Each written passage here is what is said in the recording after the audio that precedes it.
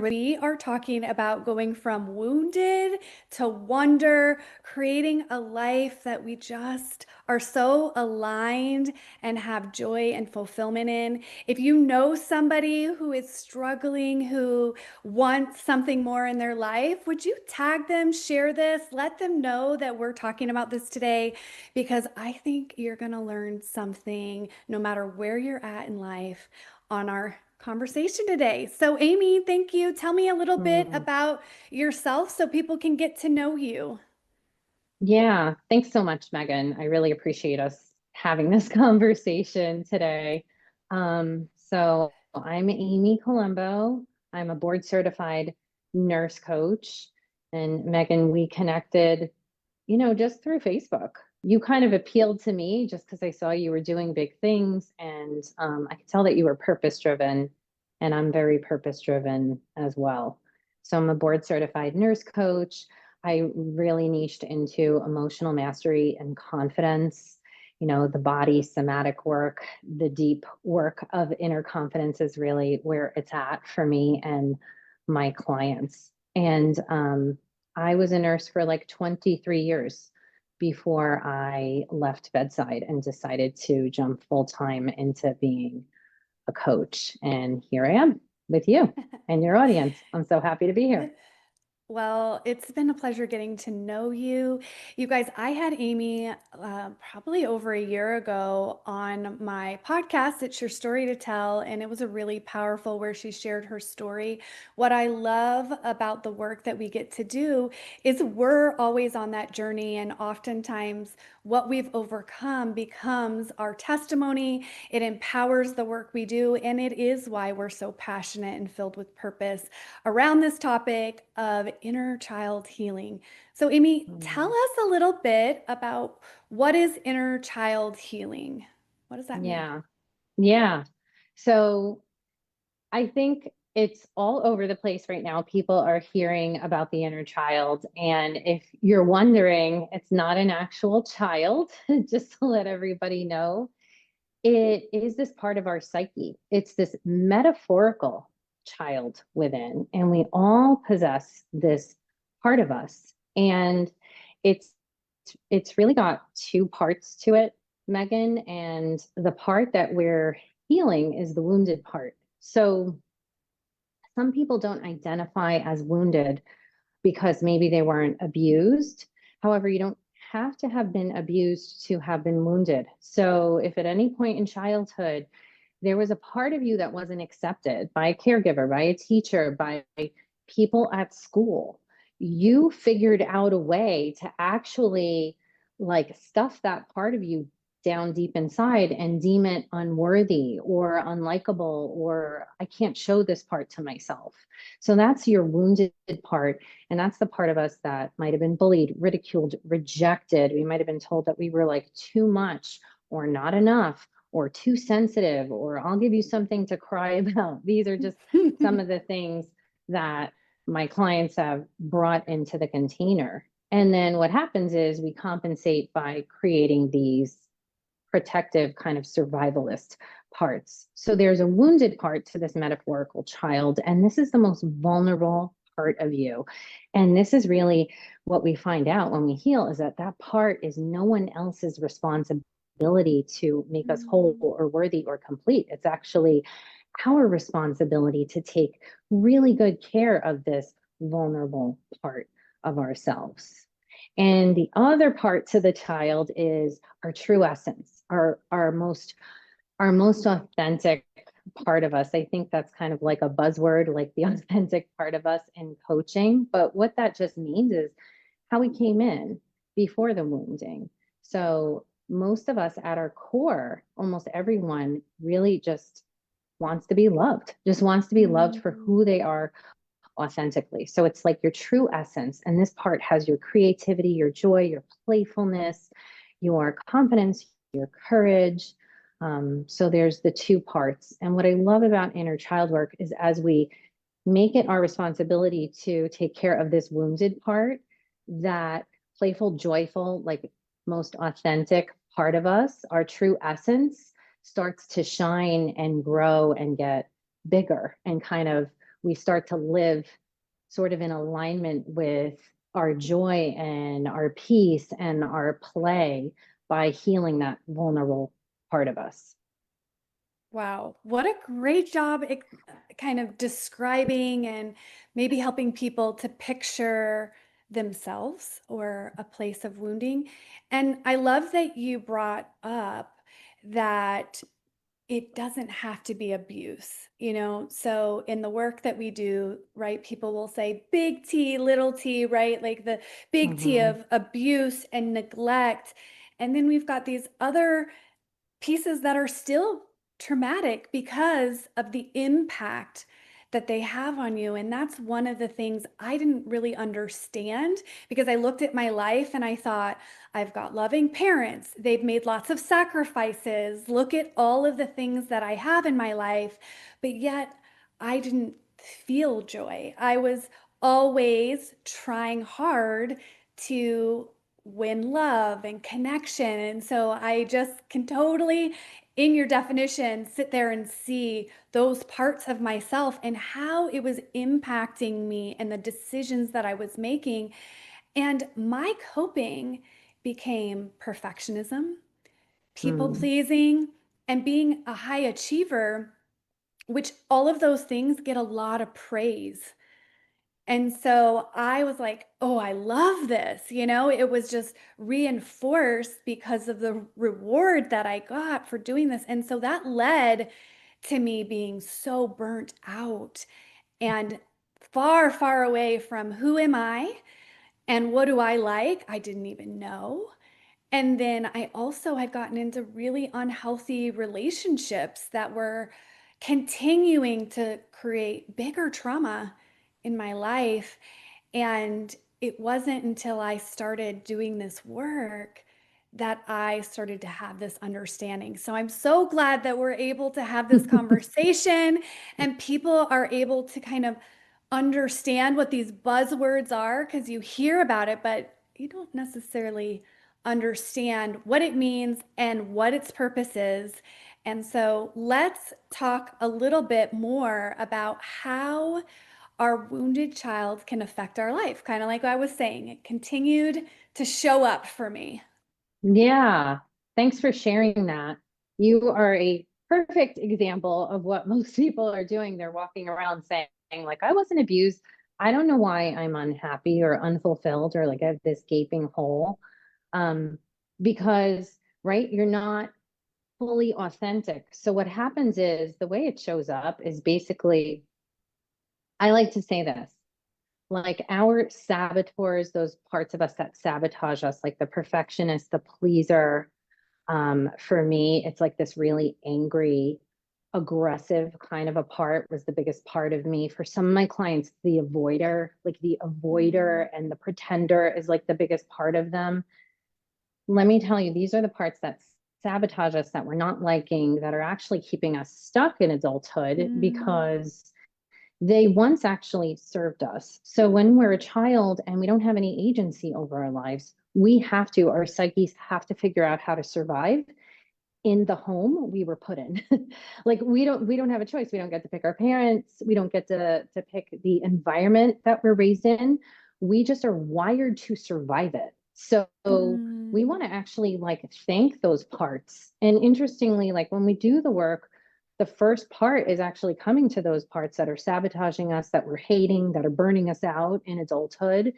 And we want to really like witness them and understand them and just see them for the value that they've brought and understand that they have the power now to transform with your leadership and guidance. Like I said, it's your responsibility to kind of like take charge inside the mm, vessel that is you. I think of every person as like this internal family. When we go to inner child work, that there's the child and then there's the protectors. It's like you have this whole inner family. So the way it's showing up in adulthood is in your relationships. A lot of us are projecting our unmet needs from childhood in our adult relationships. We think of romantic relationships, but in our friendships too, Megan, we're doing the same thing. Whatever those attachment injuries are, whether we're an anxious attacher and we're always fearing abandonment or someone leaving us, or if we're avoidant, and those are those people that as soon as the going gets tough, by the way, that's me, they've already got like one foot out the door and they're like, they don't want to be bothered. Those attachment injuries make their way into your relationships in adulthood. Mm. They even come into our parenting as much as Oh, we, yes. right? As much as we don't want to, I think some of the deepest work I've done with women is them realizing how their anxious or avoidant attachment style is showing up in their parenting. I know that that was the case for me. So it's basically kind of what happens is this survival mechanism, right? Because if we had to please growing up, we had to please, or if we had to highly achieve to get that validation, but now it's not working for us anymore. So it's kind of like we're carrying this like heavy weighted backpack, but because it's familiar to us, we will Mhm. just kind of continue. And another thing too, Megan, is a lot of us are heavily identified with these parts. Yes. This is like a part of our identity. Like we don't even know who we are.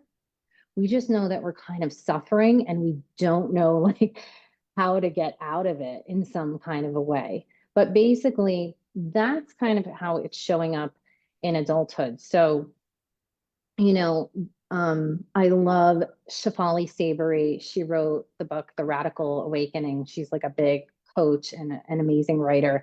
And she wrote that like two adults that get married, like a man and a woman, are basically like a little girl and a little boy playing house. Like they're just playing Mm. house, but they're in adult bodies and they're projecting their unmet needs from childhood onto their spouse. So a lot of our work that we do in relationships is use that relationship to heal those wounds. And the good news is you can heal wounds from childhood completely separate from your parents. So even if they're deceased or not around anymore, or just like can't hold the space like most of our parents can't, we're actually able to heal completely separate from those relationships by yourself in a container, or even in our current relationships, we can heal those childhood wounds. I love that because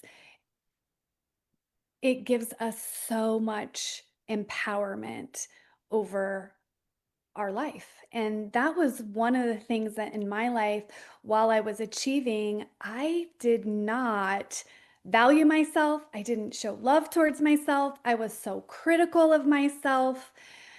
And I was my own worst enemy. You know, the things that I would say in my head, I would never speak over anyone.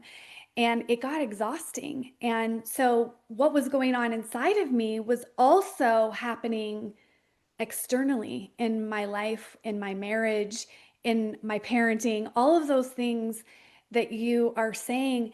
And for so long, I didn't think I had any power to do anything else. I had a victim mindset, but if you had asked me that, I'm like, oh no, look at me. I am pushing forward, I'm getting things done. But what I was saying to myself was, this is what your life is, and you just have to deal with it. And I didn't like it. And so you're in this constant torment of Mhm. not enjoying life. And I love the word you used, unstuck, because I wrote a book just recently Mhm. about this, about identifying where these wounds are. And so for me, the journey I went on, you know, the Lord showed me to take my thoughts captive. And I thought, are you kidding me? Like, how long is that going to take? Like, I need a solution now.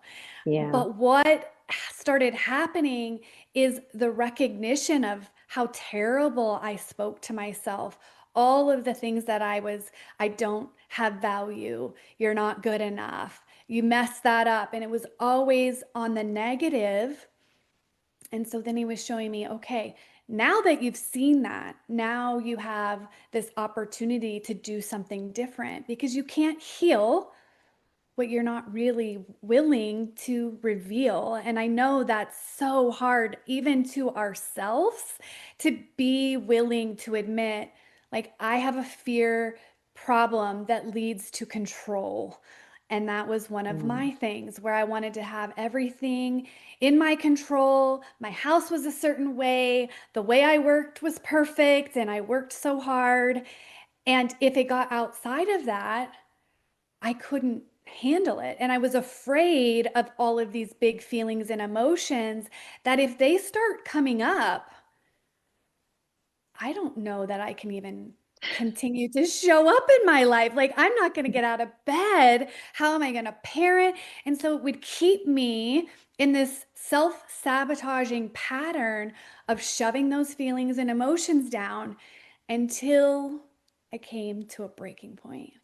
And I mm, know many of you could be at that place of just feeling so desperate, and you're thinking, taking my thoughts captive or hearing what we're saying about inner child healing seems like I need a solution now.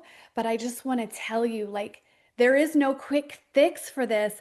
But the second you start to see what's happening, you immediately can start choosing things differently. And it was really amazing. I was just having a conversation with my sister yesterday about how my life went from the one that I was miserable, overwhelmed, and just didn't want to be living in anymore. If I didn't have my kids and that mm. reason, Yeah. I could have gone there. But thank God that was not my story. And the work that I did from 2017, May of 2017, of leaving a domestic violence marriage, having another divorce, which I felt a lot of shame in, to where I was in May of 2019 when I married my amazing husband, Brian. I'm like, I didn't think that would, I mean, that was relatively fast in all of the things that I thought I had to overcome and work through. So I just want to encourage people that you start Mm, doing this and you immediately start feeling benefit and relief from it. Even though it feels like, oh, I don't even know, it might be too overwhelming to go there. It really is not what you think. mm. Yeah.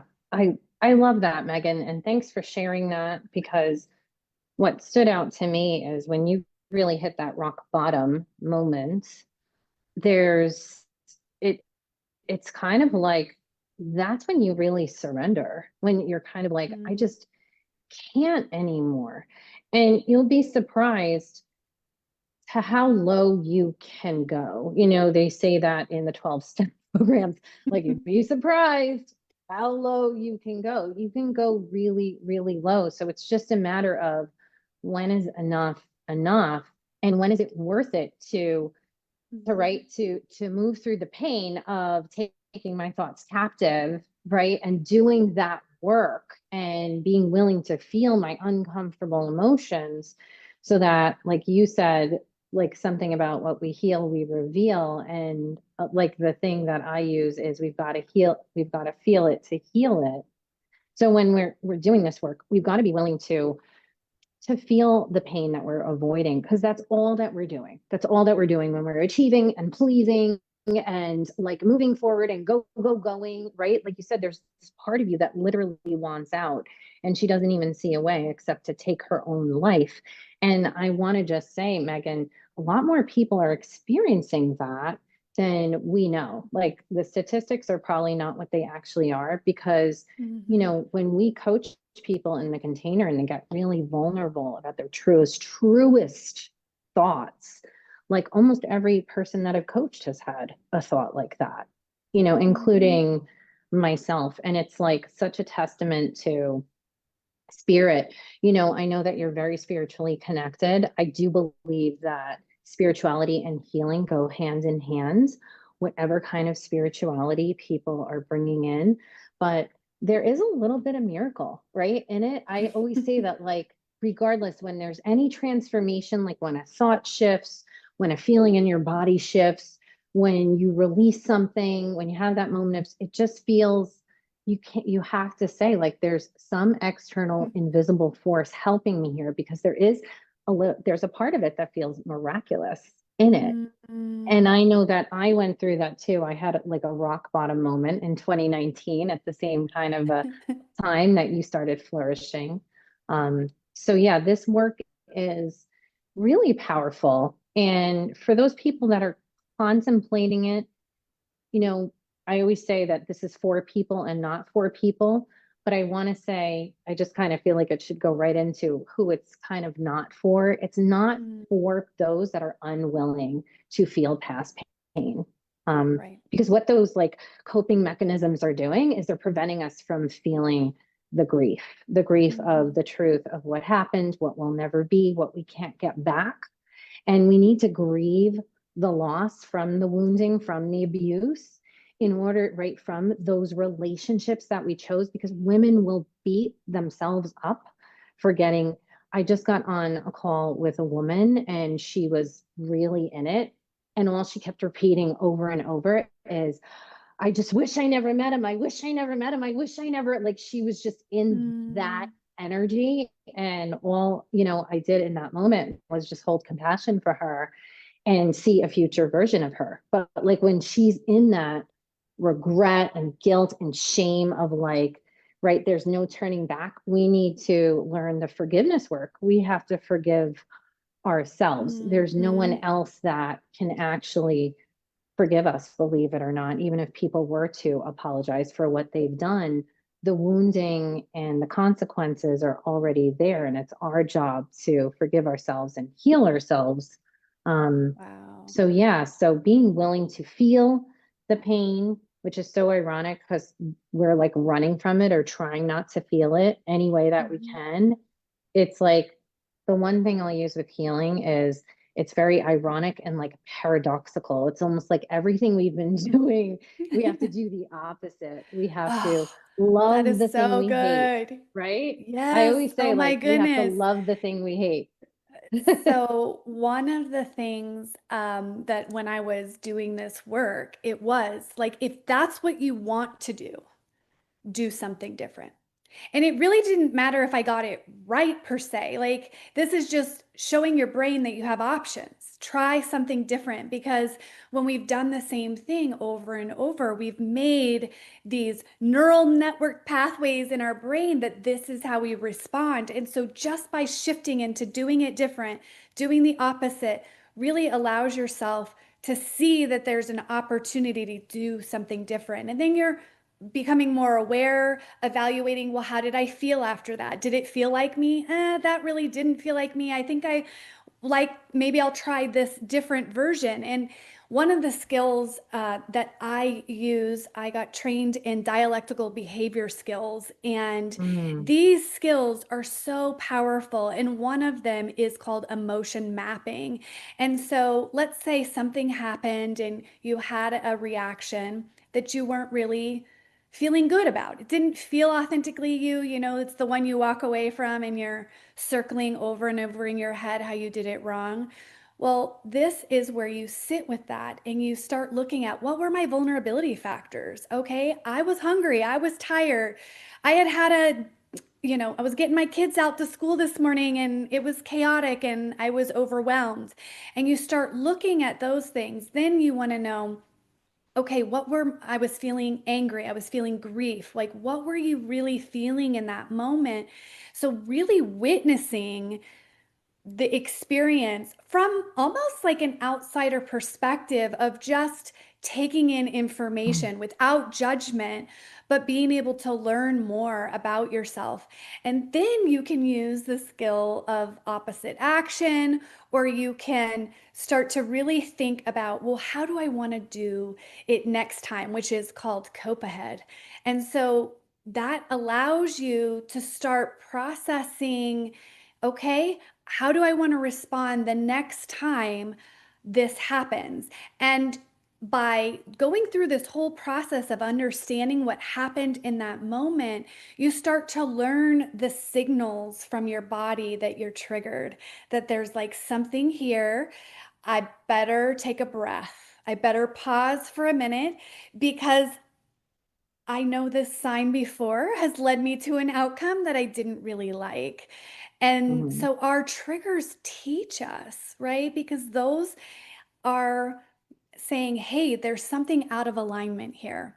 And you better get Mm, curious about it, or it's going to be the thing that's writing your story versus you, the empowered version of yourself, writing the story that you want to tell.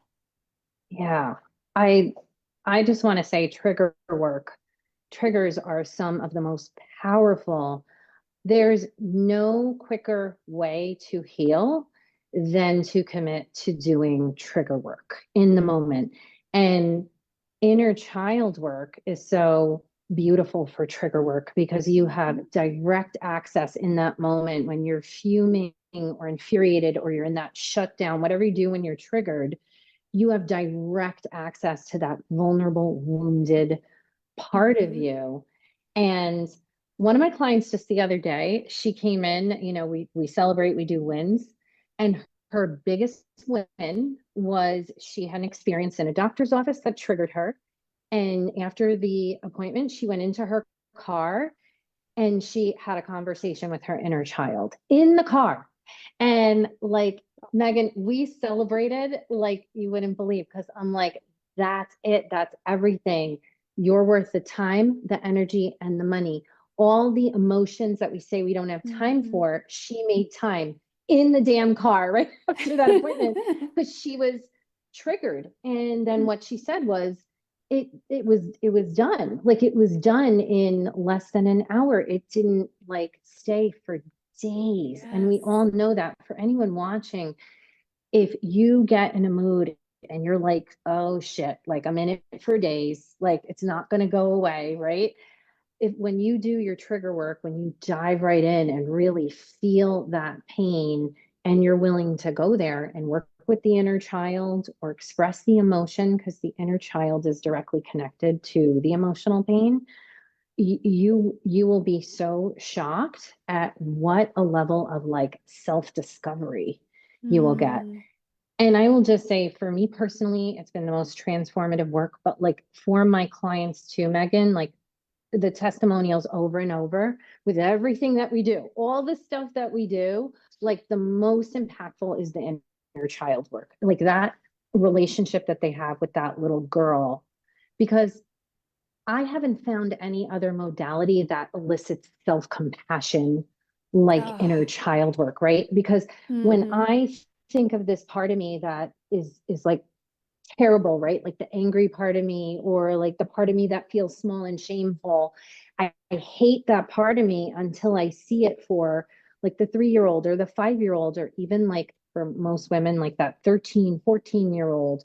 Like when I see it as that, then I can have compassion for it. Mm. And that's the stuff. Just having compassion. We're not necessarily fixing it. We're just understanding it and Witnessing holding and yes. compassion. Yeah. Oh, that Mm, is so powerful because if we go back to what we were talking about in the beginning about my inner critic and the voice that I had towards myself, it was not compassion. So in my coaching, I have three pillars. Curiosity, because you have to get mhm. curious of the triggers and all of these different things. Compassion, and community. And the reason for community or having a coach or being in a 12 step or whatever feels right for you in that moment, in that stage that you're in, is that trauma, wounding happens when you've been and it's still impacting you, right? We're talking about the stuff that's still impacting you today.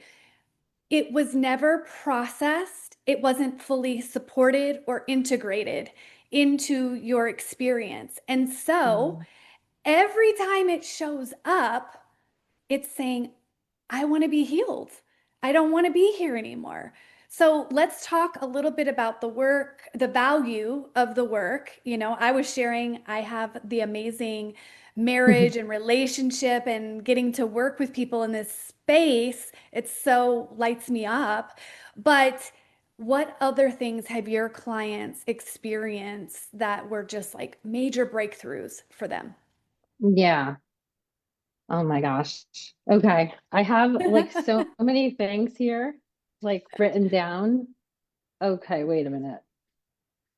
Well, my own personal story was I came out of what I call you called like victim consciousness. I was in angry victim consciousness. So for those women, those high achievers, those like pleasers and perfectionists, and like we do everything for everybody, and we're kind of like those high functioning codependents because like nobody does shit for us, and like, but we're kind of like running on, yeah, we're sort of running on this like anxious, for me, it was angry energy, right? Hmm. I would have never identified as victim energy either, but it is because the voice in your head is like nobody help for me it was nobody helps me, nobody does anything, nobody gives a shit. That was the story in my Hmm. head, right?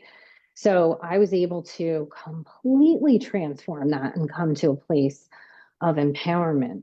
My just one of my clients, she was an over pleaser. I call her the overpleaser. Some of us please to the point of anxious, almost like the anxiety is so high. Like the fear of the rejection is so intense that it causes panic attacks. So I had a client like that, and we did the inner child work, and she started taking responsibility for that part of Hmm. herself. And her husband, who was enemy number one, all of a sudden, right? I mean, there's no greater transformation than when the outside world starts reflecting your internal like work. So for Hmm. her, all of a sudden, her husband, who was like the enemy in the beginning, he was like so supportive and so loving. But he had been the whole time. It was just that he kept triggering this part of her, right? So Right. that's kind of the thing I see all of a sudden, like I see marriages get stronger from this personal work Mm. that the women are doing. I see the parenting Yeah. relationships Oh, get that is stronger. huge for me. Yeah, when we start realizing how our needs weren't met as a child, how we were emotionally neglected or shamed, we start realizing how we are doing that to our children, and then Hmm. we can transform that. We can change that. And I personally had a situation like that. You know, I had a conversation. My then 18-year-old, who's now 21, um, he felt unsafe in the home with me, you know, and that was Mm. my story. I was terrorized as a child. So, you know, for me to be able to have that conversation with him and for him to be able to share that truth with me and for me to not explain and not make it his fault and just hold space for him and then make the changes that I needed to make to create safety in the home for my child, like it's been everything. I even like haven't done it in a while, but I have like little check-ins with them, like, hey, how are you feeling in the home? I do say like how are you feeling? How's the safety? And he's been good for years now. Like it's been good. But I always do like these little check-ins with them. I'll just share one So other thing. powerful. Yeah. Yes, No, I was yes. just like, I just, for moms who feel like you can't acknowledge our imperfection, Mm, right? Because mm, it creates where you want to be a good mom so bad, right? You want to yeah. show up for your kids and yet you're not. This was my story and I was so afraid to admit to my kids like, yeah, I got that wrong. You know, ask for forgiveness. How can I do this better? Learning from it. And so we were continuing that same cycle over and over again and I never felt good about it, but I didn't feel safe enough with myself or have a strong enough value for myself or know my identity. And it was keeping me from that, being that vulnerable. So anytime I got feedback, even whether it was from kids, spouse, work, it was so hard for me because it felt like I had missed the mark, which I was striving for. And Mhm. like you, I have a son, he's 23 now. And he was my second guest on my podcast. He was 21 at the time. And we talked about how heal people and hurt people. And it was one of my most favorite conversations because both of us had to do so much work to get to that place to where we could have this really vulnerable conversation and own our parts, but also show that when we did the work individually and together, that we were able to, we have an amazing relationship, like transform our relationship.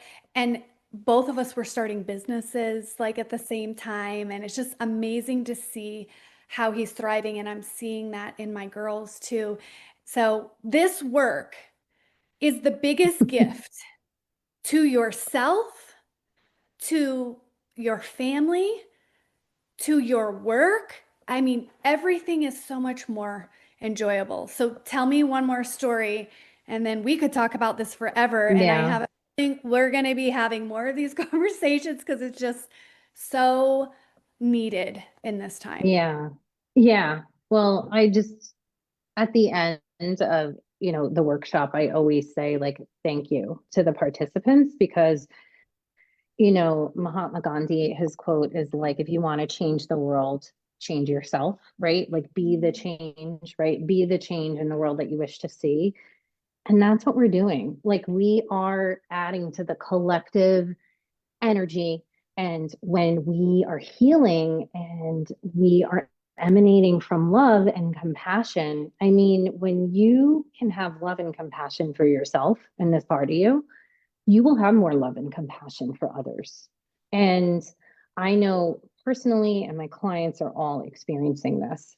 And anything and everything can transform from inner child work. But I will just say, one of the most powerful stories, and this was like not what we were working on. So you never know what's going to happen when you do this. But we uncovered a trauma with one of my clients, and she didn't know it was a trauma because it was a rape, and she was 15 and she had blamed herself for it. She got roofied. Mm, She snuck out of her house. She was like not supposed to be out. And she woke up and she had been violated. And she like mentioned it to her sister, and her sister was like, shut up, that didn't happen, right? And that was the end of it. She never told mm, anybody. She just stuffed it down. Well, we kind of like uncovered it, and we did like a somatic rage release because all this rage came up. And interestingly, after that, she was working on her confidence and being unapologetically herself, and she was having trouble speaking up at work. That cleared. She all of a sudden had no problem speaking up at work. But something she didn't tell me was she had pain on intercourse with her mm. then fiance, and it had been going on for years. And it completely resolved after that. She had no more Wow. pain on intercourse, and she no longer needed the lights off every time that they were intimate.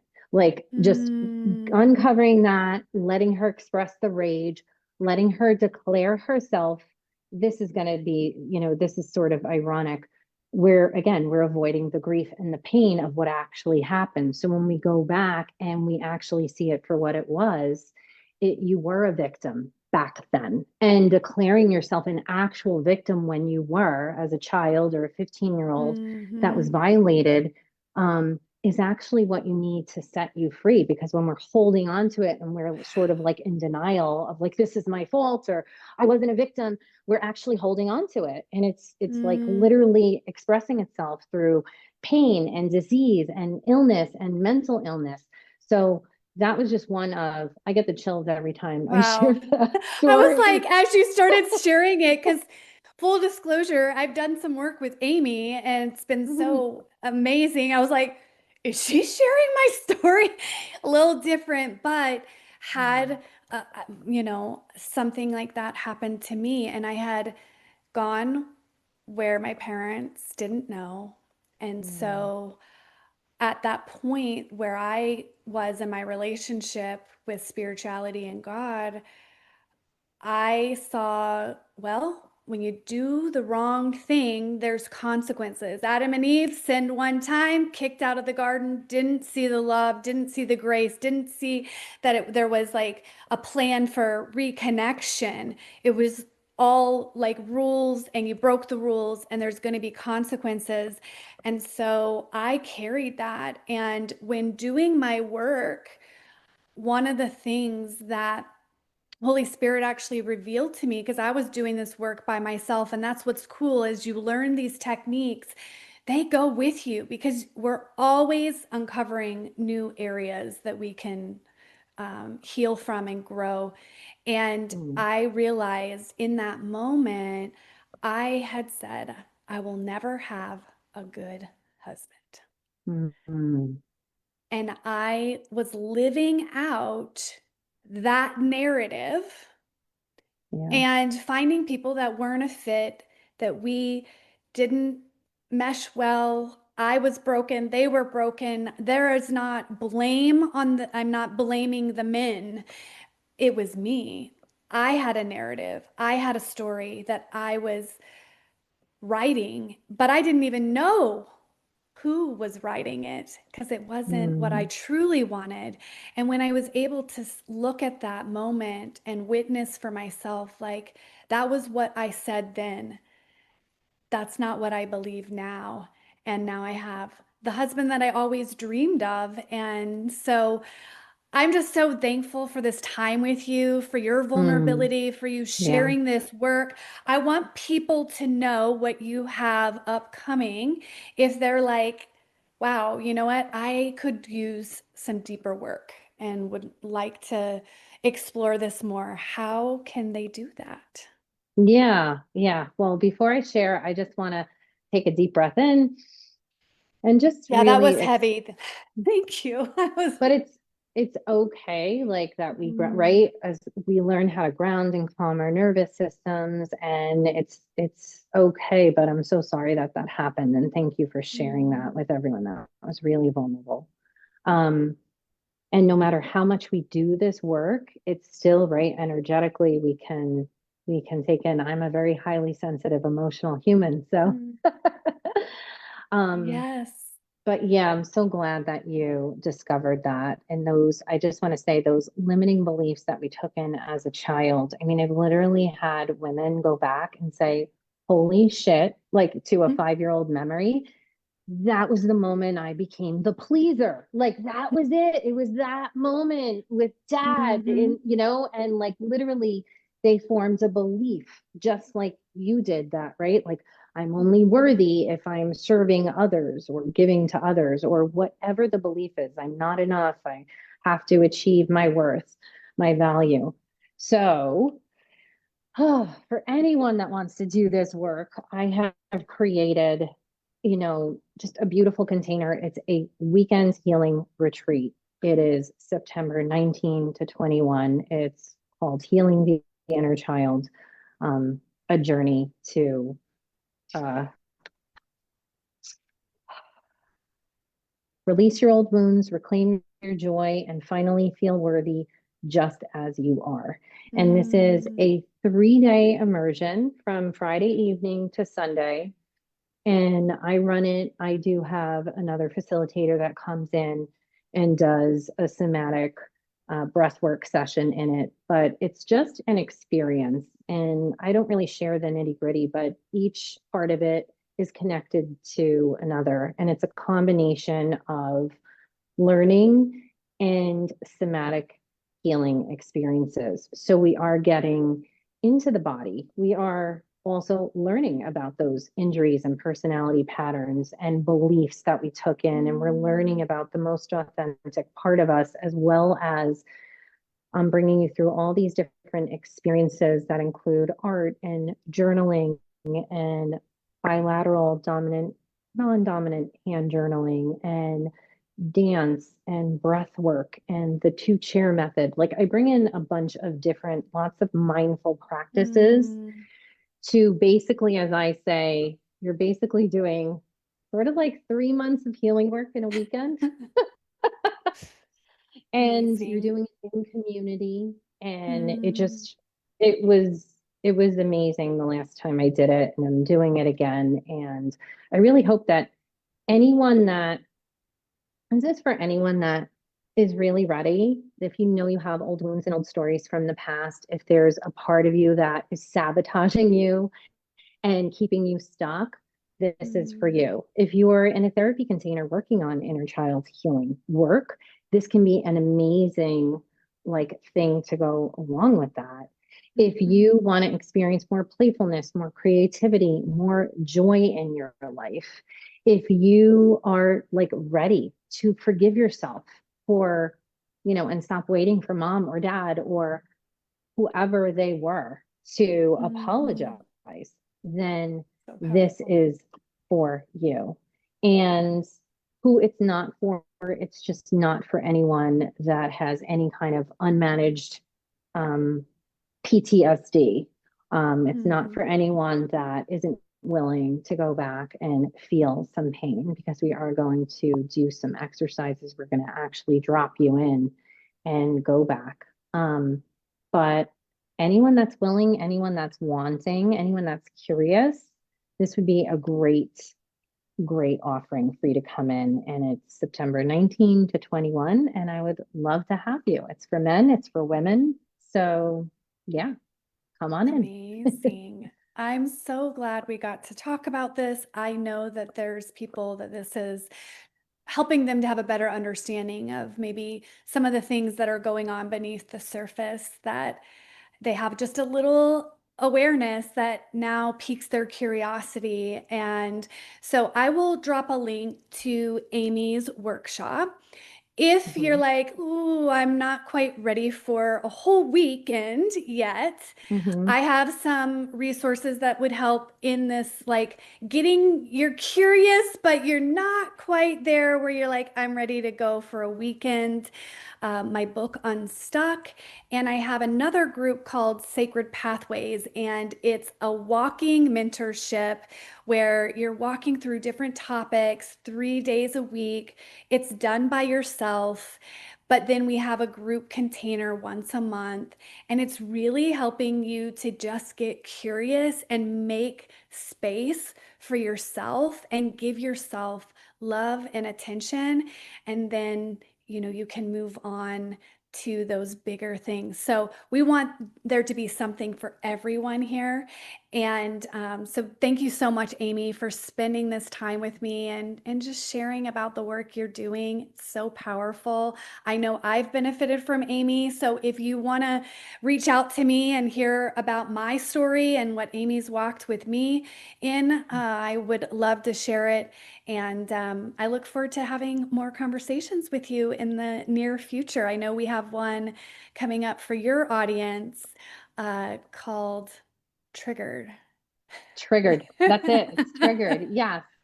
And I can't wait for that conversation. I'm going to start marketing it tomorrow, probably. Yeah. Okay, amazing. Well, you guys, thanks for joining on this live with us. If you found that this was valuable, we'd love for you to like, comment, share, let your friends know, because we're here giving away some really powerful information that could change someone's life.